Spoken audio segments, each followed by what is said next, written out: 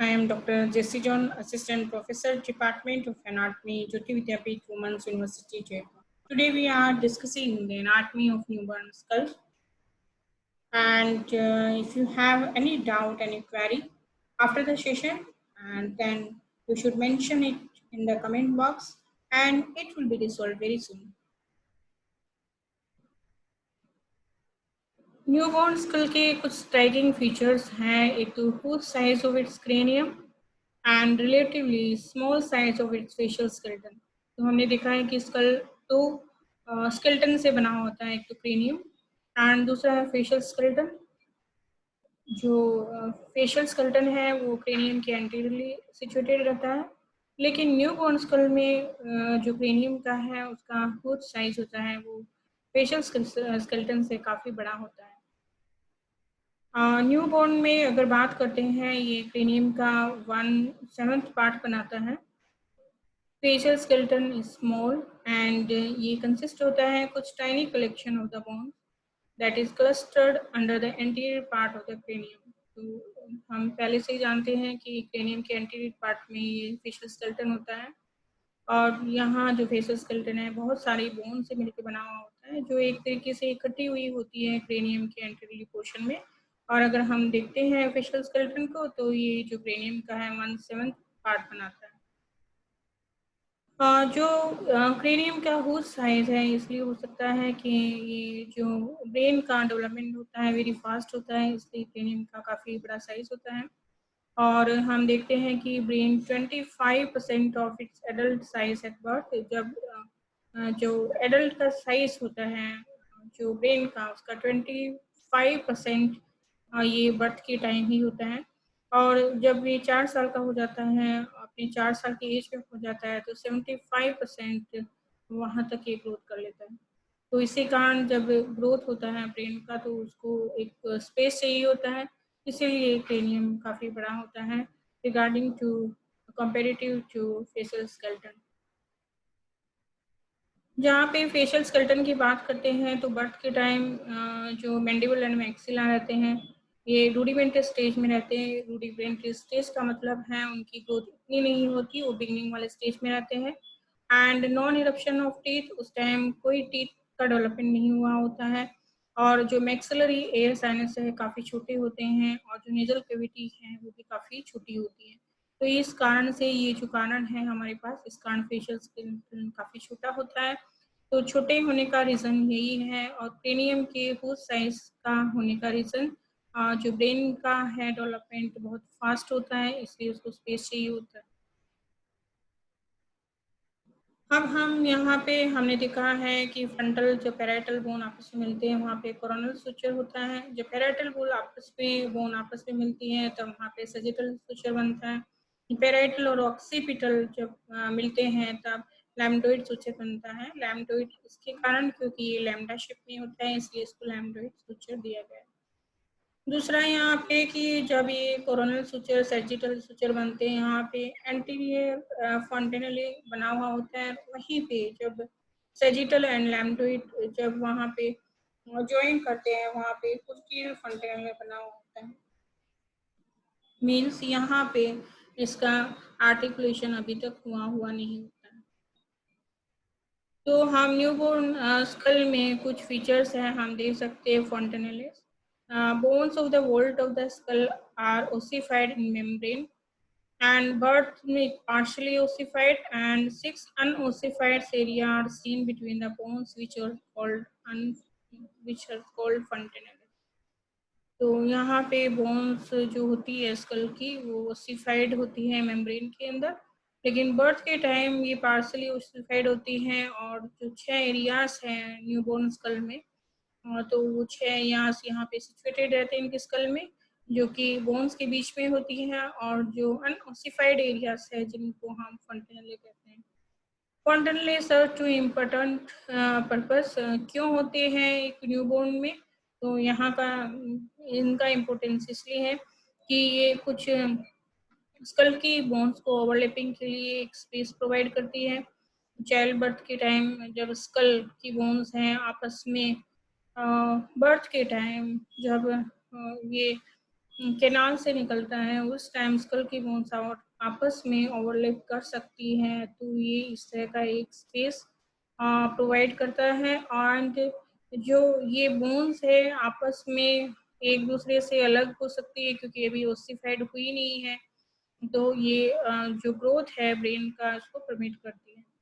Number of फंटनले कितने होते हैं यहाँ पे? देर आर 6 फंटनले एट बर्थ, जो कि 4 एंगल जो होते हैं पैराइटल बोन के वहाँ पे सिचुएटेड रहते हैं। 2 are median and 4 are lateral and 2 on each side.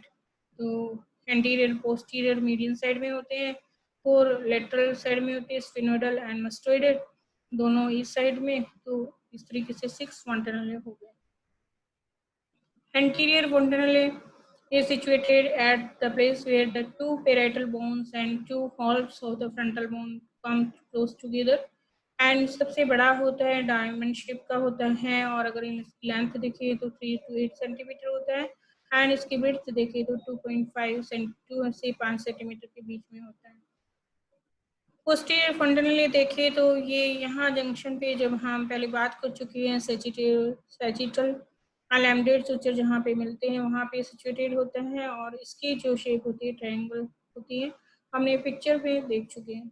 स्फिनोइडल and मस्टोइड, जो स्फिनोइड एंड मस्टोइड जो एंगल होते हैं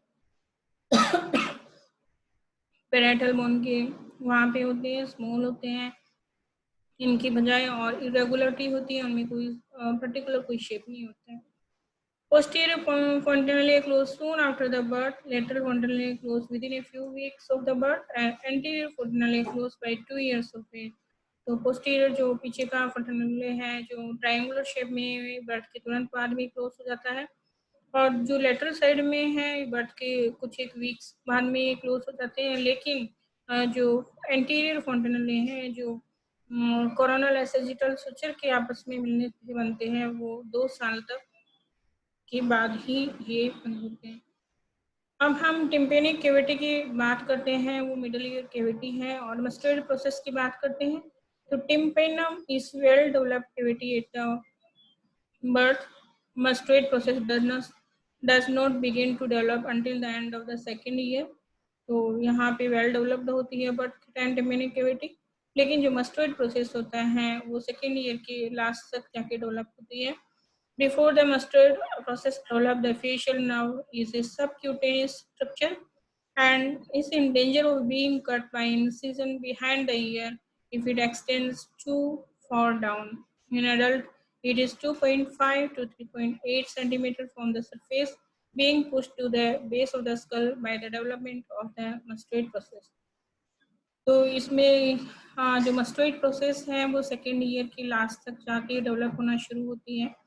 दूसरा ये है कि जो मस्टोइड प्रोसेस अभी तक डेवलप नहीं हुआ है, इसलिए जो फेशियल नर्व होती है सबक्यूटेनियस रहती है, क्योंकि स्किन के स्ट्रक्चर में ही रहती है, तो इसलिए जो कान के पीछे वाले इंसिजन के कारण उसको कट होने का डर बना हुआ रहता है। जहाँ पे एडल्ट की बात करते हैं तो ये मस्टोइड प्रोसेस के डेवलपमेंट के कारण ये 2.5 से 3.8 सेंटीमीटर अंदर की तरफ चली जाती है।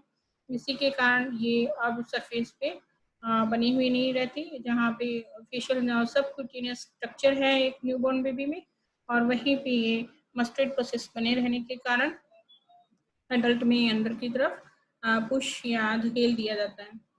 Infant में middle ear cavity is separated from the temporal lobe of the brain only by a thin strip of the cartilage, uniting the squamous and petrous part of the temporal bone. And this cartilaginous part strip is very thin and lies underneath the durameter and temporal lobe of the brain. Therefore, infection of the middle ear may spread through this cartilage to cause an extradural and temporal lobe abscess. तो यही है middle ear cavity होती है जो temporal lobe से separated होती है एक कार्टिलेज से, जो बहुत एक स्ट्रिप की तरह होती है, बहुत थिन होती है, और ये इतनी थिन होने के कारण जो इन्फेक्शन होता है अगर मिडल ईयर कैविटी में, तो ये इन्फेक्शन ये ड्यूरामेटर और temporal lobe of the brain फैल सकता है, तो वहाँ पे एब्सेस फॉर्मेशन का एक कोर्स बन सकता है।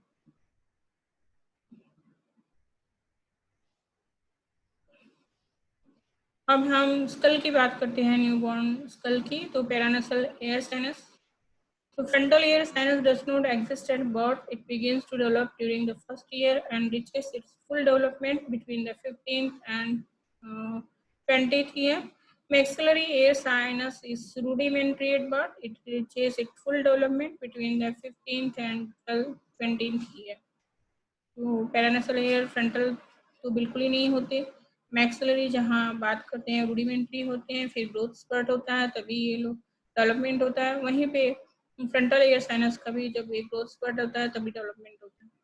मैंडिबल की बात करते हैं तो बर्थ के टाइम 2 हॉर्स में होता है और एक फाइबर टिश्यू से आपस में जुड़ा हुआ होता है जिसको बोलते हैं सिम्फाइसिस मेंटी।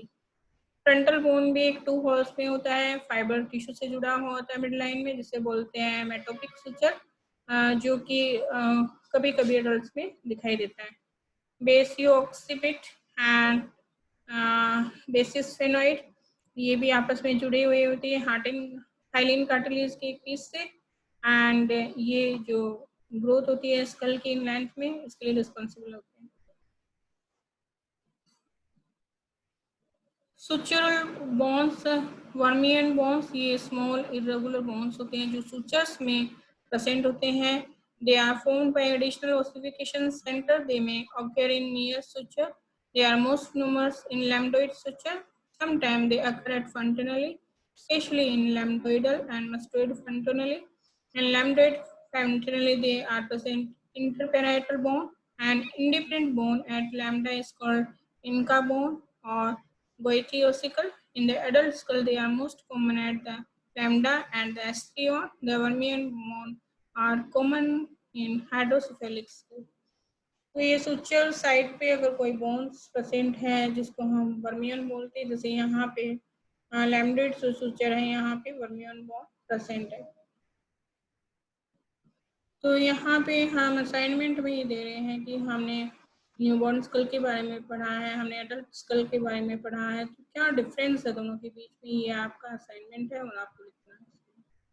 तो any doubt if you have then please comment in comment box and it will be resolved very soon. Thank you so much.